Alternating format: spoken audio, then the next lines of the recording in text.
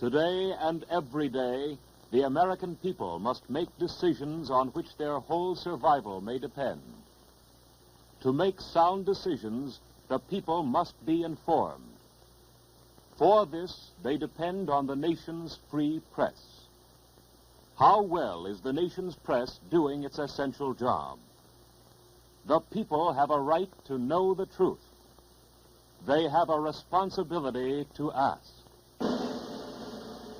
The right to question. The press and the people.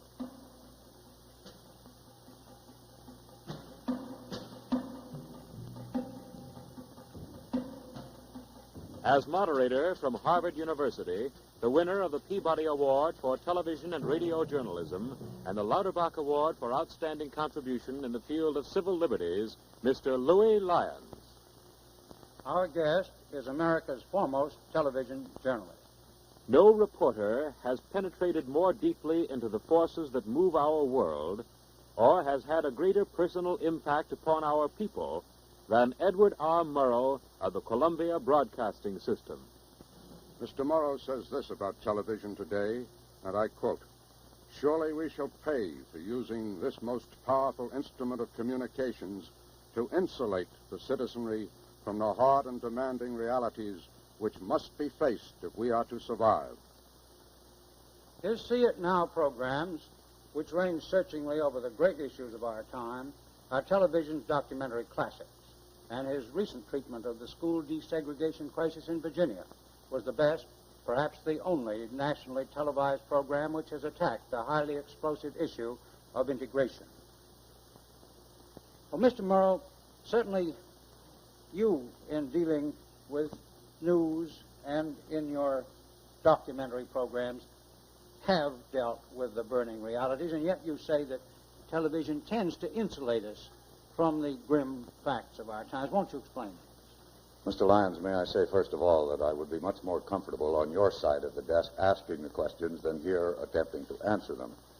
I am grateful for such a generous and gracious introduction, and perhaps you would let me say at the outset that I appear in this academic atmosphere voluntarily, but in no sense as a representative of CBS, merely as an employee.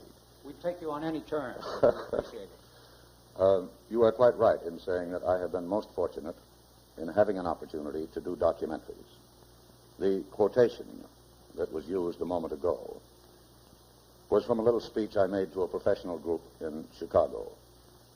I'm not going to bore you by attempting to recapitulate it, but what I was saying, I think, was that I believe this country is in grave and perhaps mortal danger, and that to a large extent, during the hours between 8 and 11 in the evening, the television audience is being fed a diet that tends to cause them to be indifferent, that tends to insulate them from the realities of the world in which they live.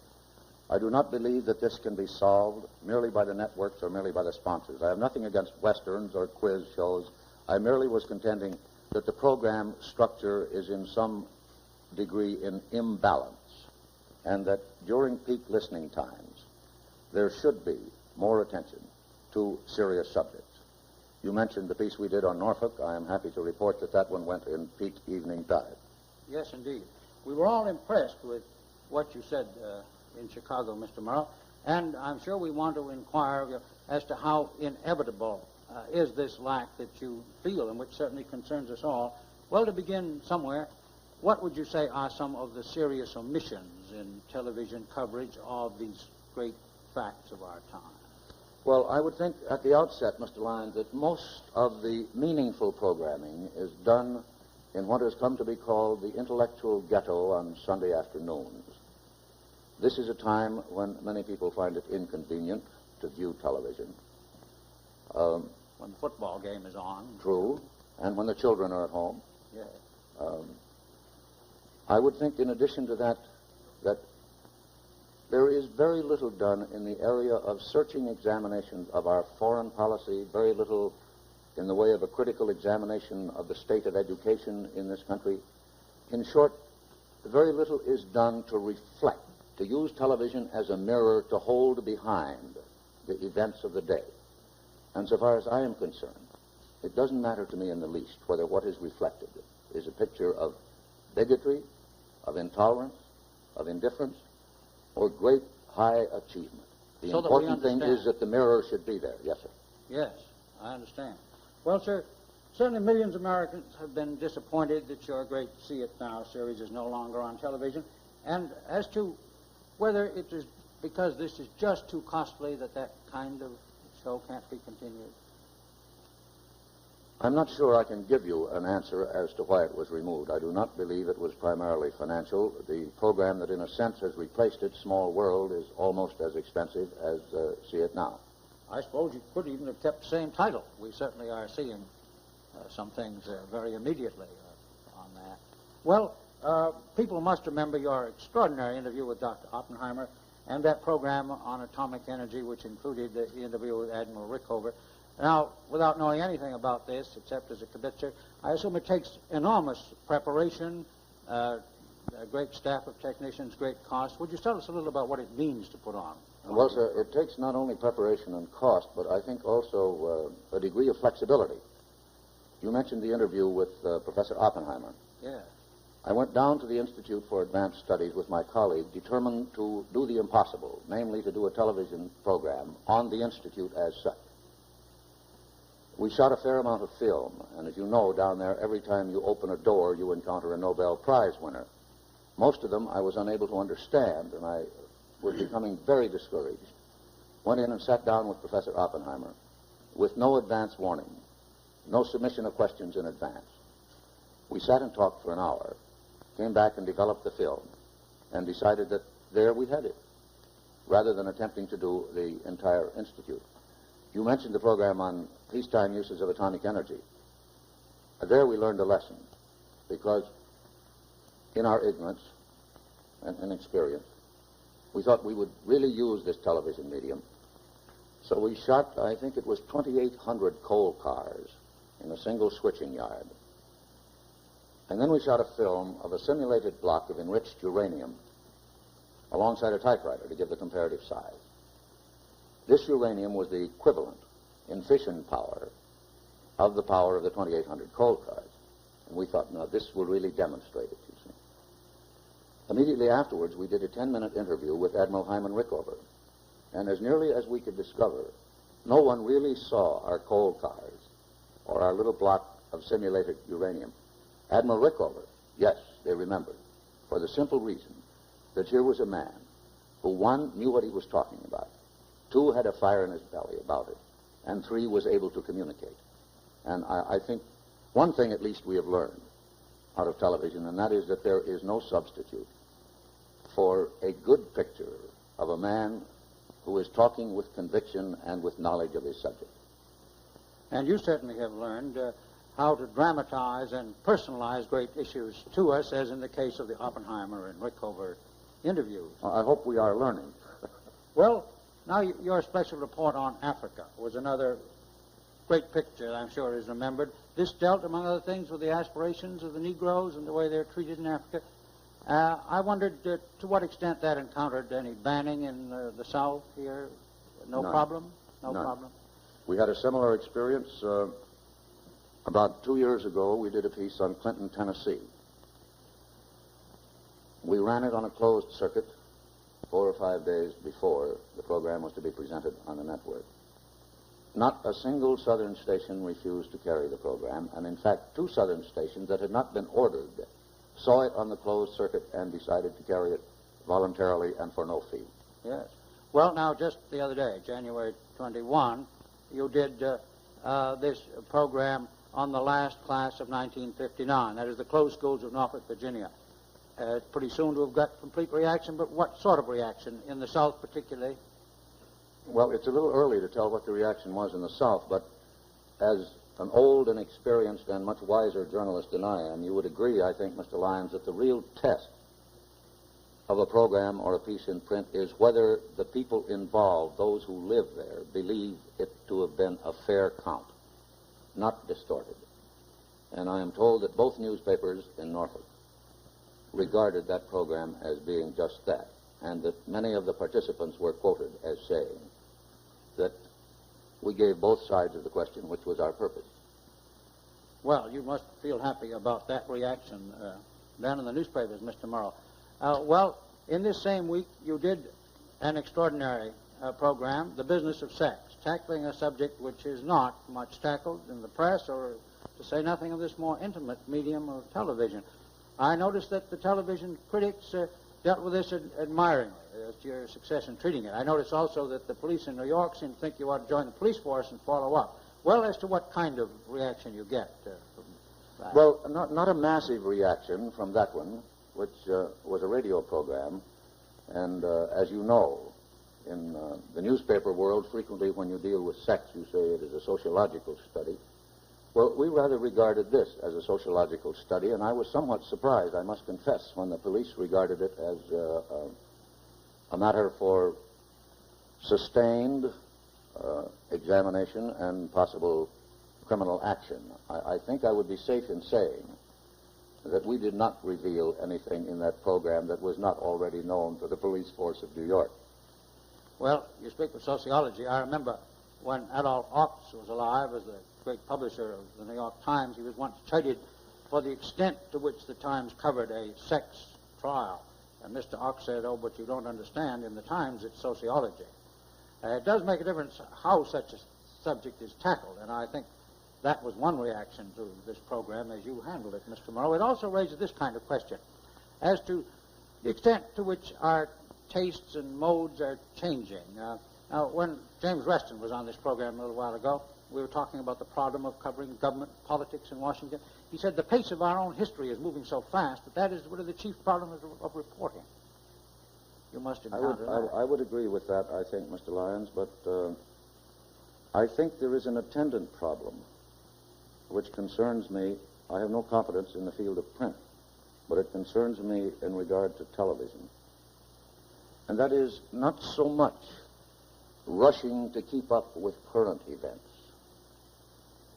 but rather the necessity of trying to convey to the viewer something of the heritage, the ethic, the history of this pluralistic society of ours. I think one thing that is terribly missing is the reminding of the viewer of what made this country what it is, that it is not an economic plot, that there were people and principles and arguments, and to a frightening extent, we are not informing people of our heritage and our background, our root holds. And I think, indeed I am sure, that in time of crisis, without exception, every nation in history has gone back to its folklore, to its history, to its mythology. Even the Russians did it in the last war in the darkest days. They forgot about orthodox Marxist doctrine and they went back to Suvorov and all of their old-time heroes. Yes. And I think if the times are as desperate as they appear to be, that we in this country, with television, ought to try not only to report current events, but to tell people how we got here, who did it, what the issues were. You're demanding then that the people who do this, the reporters and the television journalists, should know their history, should, as you spoke of sociology in one of your programs, these have got to be informed people with what it takes to move in deep. Yes, I think it is important that people should know and recognize and assess and evaluate Governor Forbes, Governor Allman. I think it is also important that they know about Thomas Jefferson and Tom Paine. For perspective. Yes, sir. And for pride as well. I spent most of the war in Britain, and I am quite sure that in the darkest days there, a certain sense of support and sustenance came to those people, not just from Churchill, but from Frobisher and Drake and Raleigh and Hawkins and all of the other pirates in British history. Television in this area, I think, is a limited medium, but I do think it can arouse curiosity and stimulate interest so that the viewer, when he encounters a book or a magazine article or something, will be stimulated to read and inform himself. Now, these great programs that we've mentioned of yours must involve great cost. To what extent is cost a limitation on what television can do? What's the economic problem that limits us? I can speak only of my own experience. I have never been refused permission to do a program simply because it was expensive. And some that I have done have been exceedingly expensive, and some of them exceedingly unsuccessful. It is a very expensive operation. An hour's program of a documentary nature will come into the studio at roughly $150,000. That is just for the program. That does not include the airtime. But one of the difficulties involved is that if you put that program on in sustaining time, then a substantial number of stations will refuse to carry it. They will sell the time locally for a rerun of a dramatic show or a Western or something like that. And this is why I attempted to suggest that there should be a degree of cooperation between sponsors and the network, with the network paying the cost of producing the program, the sponsor paying the airtime, and occasionally, I don't want to turn these networks into educational networks or into long-hair operations, but that just occasionally, at peak listening time, there should be presented programs of an informative nature. I think it would be good business for the corporations, because I do not believe that most corporate heads want the so-called corporate image to consist of talking horses and dancing cigarettes and so forth. Mr. Murrow, I imagine a certain number of people saw Jack Gould's criticism of your speech in the New York Times. In effect, he felt that it was up to the networks to do this rather than the sponsors. What would you say to that? The primary responsibility rests on the network. But as I mentioned a moment ago, there is, one, the matter of circulation. There is, two, the matter of presentation in peak time. And I feel that if this job is to be adequately done, financially and in terms of network structure, it can best be done on a cooperative basis. I can quote Mr. Churchill, who once said, "Not even I have always been right," but this was the best suggestion I could think of. Thank you. It was certainly a stimulating suggestion to a great many of us. Well, you asked that we reach into issues deeply. Well, this suggests some of these may be controversial issues. We keep hearing that sponsors of television worry about controversial issues. Well, what about that? Is this a serious matter? I think they do. I have personally been very fortunate in that respect, but I think there is a tendency on the part of corporations to say, let's be safe, let's not offend any segment of the society. I think it is entirely appropriate that corporations should refrain from editorializing. That I think we would both agree upon. That is that the sponsored program should not editorialize. That is true. You don't want to go out, or do you? I wanted to come to editorials and that problem later. You aren't saying now that the network should do no editorializing. No, sir, I am not. Quite the contrary. But you would say that the sponsored program should not editorialize. Yes, sir, I would. And obviously, if this cooperative venture should be worked out, the control of program content should be in the hands of the network rather than in the hands of the sponsor, because that is where both the legal and the moral responsibility rests. Well, to get back to the sponsor just for a moment before we leave him, we also hear it said very generally that the sponsor feels there's more in it, more public interest in whodunits and westerns than in news and information. How do you feel as to his appraisal of the public interest there? Does he underrate the public on this interest? Louis, I think he does. I regret talking about my own programs so much, but they're the only ones with which I am familiar. Those are the ones we'd most like to hear about. I believe that when the figures are in, it will be demonstrated that the program we did on the school situation in Norfolk had as large an audience, perhaps slightly larger, than the 2 half-hour programs it replaced.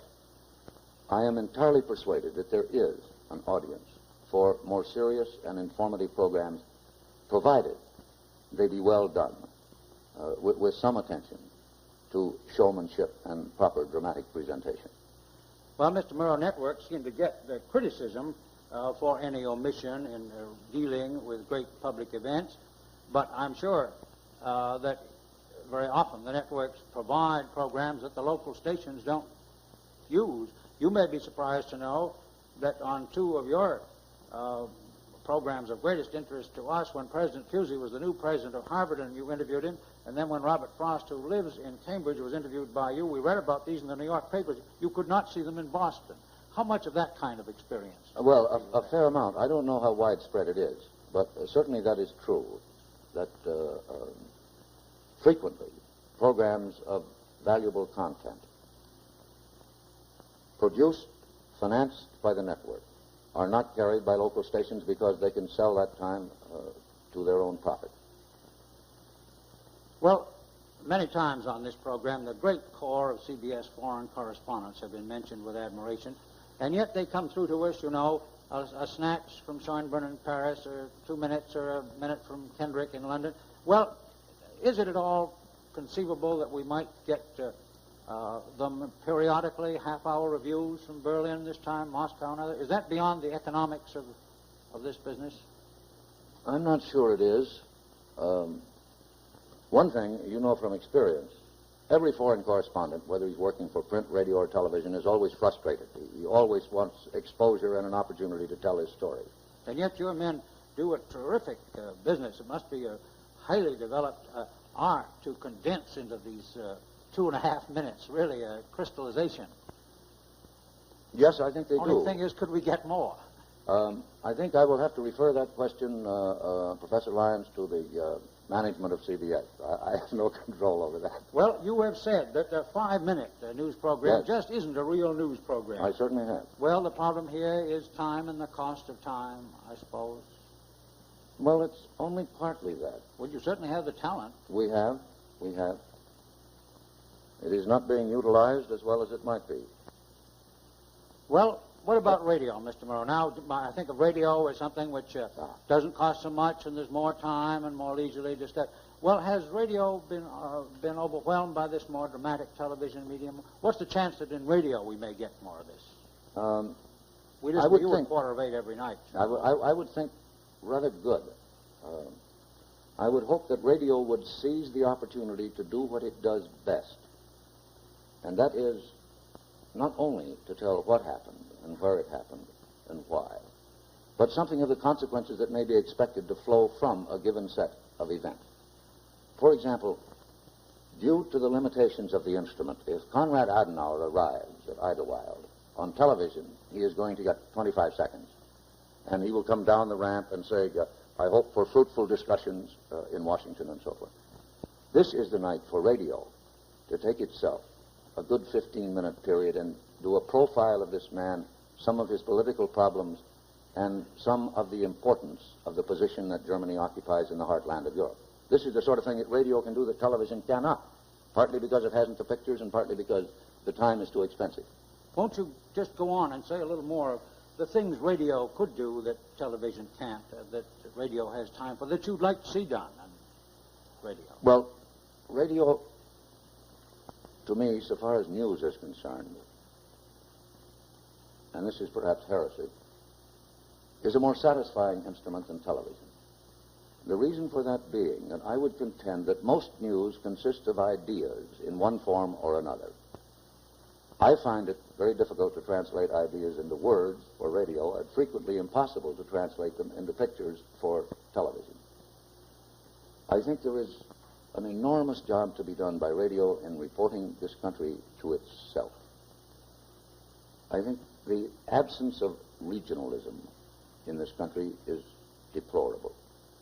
I think the fact that most people talk with the same accent, wear the same kind of clothes, tell the same stories from one end of the country to the other is deplorable and is diminishing the sum total of our strength. I would like to see radio dealing more with ideas than it does now, less with the 5-minute capsule headline, more with biography, more with verbal profiles, obviously much more foreign reporting in depth, and I would like to see it also deal more with the image of the United States as viewed from abroad. One, I think it would be good programming because we're all curious. We want to know what our neighbor across the fence or across the street thinks of us. It would get an audience, and I think might jar us out of some of our complacency and self-satisfaction and our belief that we can do anything better than anybody else can. Well, we've been talking about the limitations of commercial broadcasting, Mr. Murrow, but now how about educational television? It hasn't any sponsors to get in the way. It hasn't any revenue from these non-existent sponsors either. How effective do you feel educational television is? I don't want to try to hide, but I haven't seen enough educational television to be able to make an informed comment. I would guess one thing, which I think has pretty well been demonstrated, and that is that great teachers are rare, but when you find a great teacher, he is likely to be able to teach on television as well as in the classroom. But again, this is an uninformed comment. I haven't done my homework or research on that. Well, we mentioned the problem of editorial on the air. Now, in the newspaper, there's a separate editorial page. People know where it is, and the newspaper makes a lot of separating news from comment. Now, in the air, your format doesn't allow you this physical separation. You don't put a column rule between. To what extent is that itself a limitation on comment in the air? Well, I think we would both deplore the habit in certain organs of print of editorializing with adjectives. I believe that editorializing on radio or television should be obviously unsponsored, should be clearly labeled. This is not too difficult to do. I mean, one can ring bells or flash lights and make it quite clear that this is the end of ascertainable fact. And now comes an editorial comment. I think the responsibility for the editorial must obviously rest on the network or the local station. It should not be assigned to an individual, no matter what the capabilities or experience of that individual should be. I believe that it would stimulate more serious consideration of national issues. I think it would make the broadcasters themselves more responsible and more concerned. And the fact that there is no tradition of editorializing in radio and television seems to me no reason why it should not be attempted. Good. Well, thank you, Mr. Murrow. The problem that deeply concerns Mr. Murrow is that ways be found to get information through to us on the vital issues that, as citizens, we must meet and deal with. He's described to us this problem. He's also challenged the broadcasting industry and its sponsors, and that means the businesses of America, to see that time enough is provided for news and discussion of those things it's essential that we understand. Well, it'll be interesting to see what the answer to Mr. Murrow's challenge will be. So, until next week, at this time, on The Press and the People, this is Louis Lyons. The Press and the People.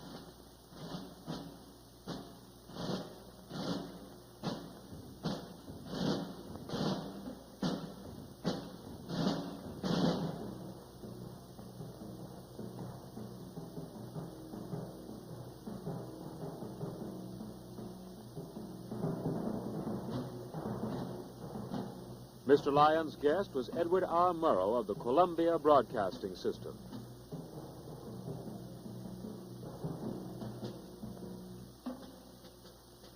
This program was made possible through a grant from the Fund for the Republic.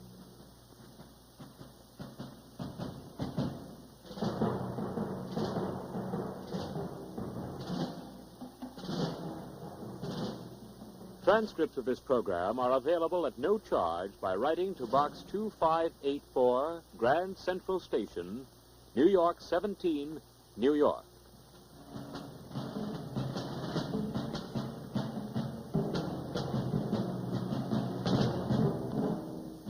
Next week, the Press and the People will again examine the work of the nation's free press in informing you, the American public.